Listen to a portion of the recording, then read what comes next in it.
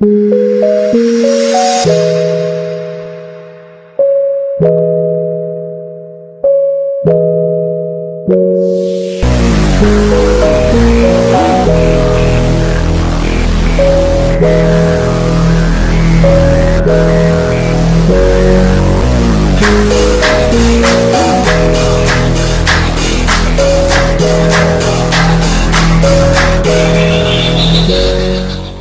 axial skeleton consists of the bones of the skull. It protects the brain inside, or else we'd all be dull. You're only sitting up because of a spine. The vertebrae column supports your body and mind. The ribcage embraces all your internal organs so that they're protected. Now come on, let's begin. 80 bones are comprised in total.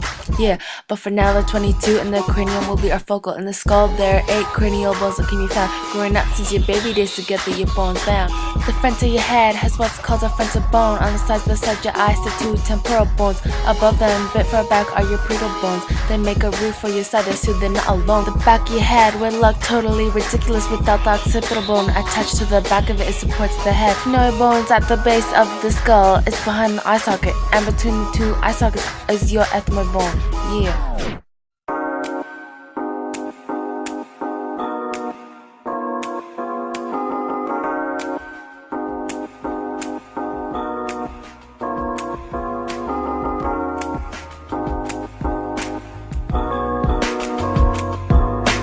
Facial bones make up the face of yours.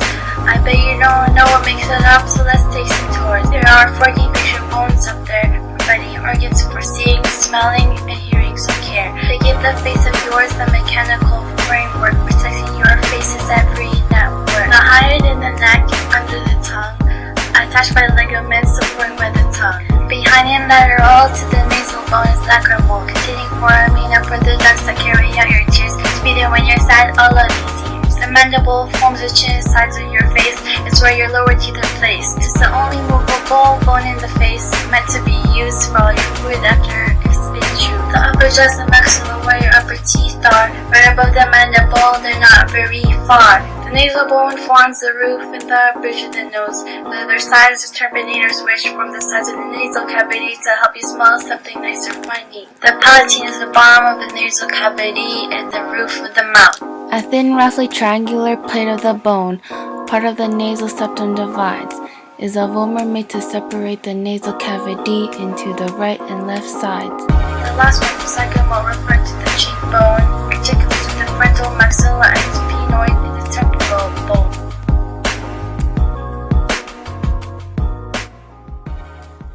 Let's move down to what's called the vertebrae. It comprises of 26 bones that are mostly irregular, however, they're all dissimilar. C1 to C7 make up the cervical vertebrae. They're cylindrical bones that give support to the neck. C1 and C2 permit rotation of the head. C5, C6, and C7 permit flexion and extension. Labeled T1 to T12 are the thoracic spine. It is built for stability and has an important role in holding the body upright. It provides protection for the vital organs in the chest. That's what differs this part from the rest. Then we have the lumbar spine, which is under the thoracic vertebrae. It has 5 movable vertebrae numbered L1 to L5. It has a complicated innervation and vascular supply. It protects the highly sensitive spinal cord and spinal nerve roots.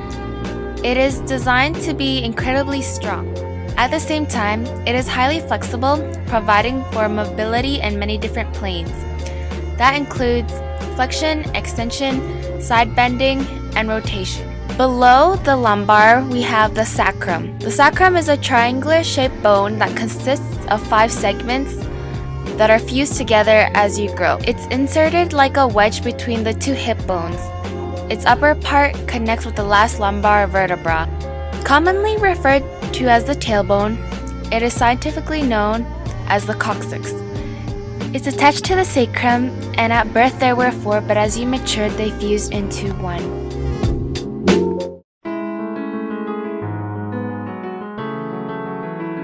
There are 12 ribs on each side of the body. Each of these are flat bones. Each of them protect and have a purpose of their own. They are numbered 1 through 12 to the bottom, and behind them hide the lungs, an important organ. Each connects to the vertebra. The top 7 are true and the 5 are false. The top 7 connects to the costal cartilage and the sternum, while the 3 false ribs connect with them. Remaining at the end are the last 2 floating ribs, which don't connect to their anterior end.